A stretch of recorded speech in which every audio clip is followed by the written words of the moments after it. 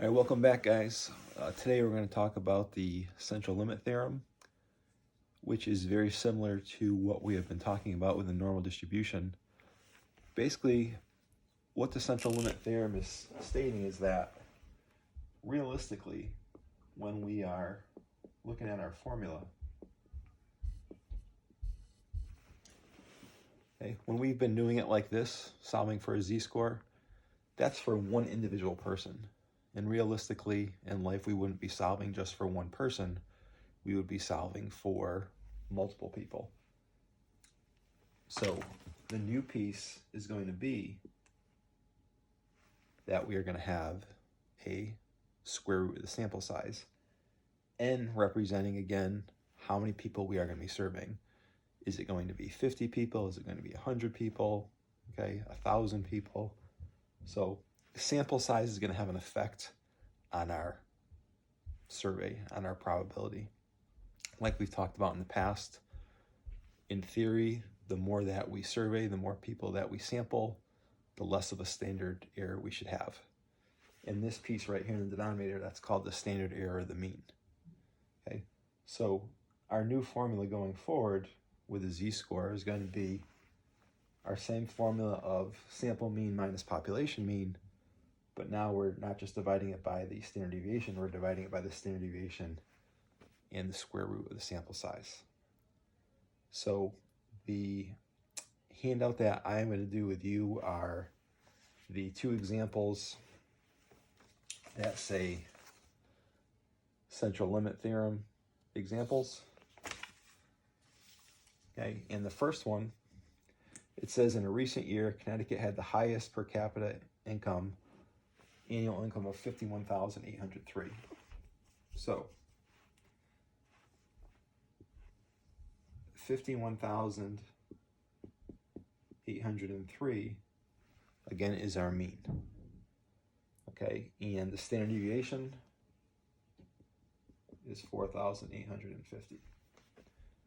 And the question is, and here's the new piece, what is the probability that a random sample of 34 state residents, so now we're not just talking about one person, we're talking about 34 residents, what's the probability that their income is going to be greater than 50,000? Okay, so we are shading in that direction. Okay, what's the probability that their income is going to be greater than 50,000? So if we do this, okay, in our formula,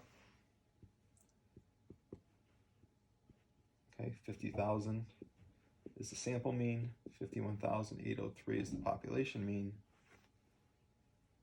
4,850 is the standard deviation, and the sample size is 34. Okay, so that's going to be a negative 1,803. And if we do that in our calculator, that comes out to be 831.77. So the z-score comes out to be a negative 2.17. Okay, so once again, once you find that z-score, you're going to pull out your normal distribution table. And if you look at negative 2.17, that is going to be a value of 0.015. Which again would be the probability to the left. So the probability that we're going to make more than 50,000 is 1 minus that. So the odds are excellent that based on this sample of 34 people that we will make more than $50,000. Right, so that is the new piece. Okay, very similar to the way we were solving the problems, but just have to include that sample size. So if we look at part B,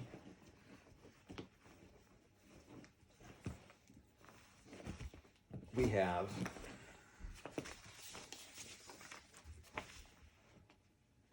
what's the probability that the 34 residents have a mean income less than 48,000? So using that same distribution, Okay, our center is going to be 51,803. Okay, 48,000 is going to fall over here. The probability that we're going to make less than that. So using our formula, 48,000 minus 51,803, our denominator is not going to change from the first time. It's still that same standard deviation divided by the square root of the sample size. So if I subtract here, that's going to be a negative 3,800. And we said before that was 831.77. So if we do that in our calculator, 3,800 negative divided by 831.77 is going to be a z-score of negative 4.56. Remember, when we have an outlier like that, so if I was going to draw it a little bit more accurately, it would be way over here. The probability that we are going to have an income less than that is, again, really 0%, but we can never say 0%, so we say 0.0001.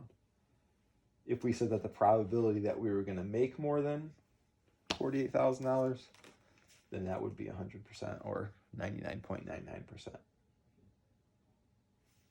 Okay. Moving on to question number 2. It says the average time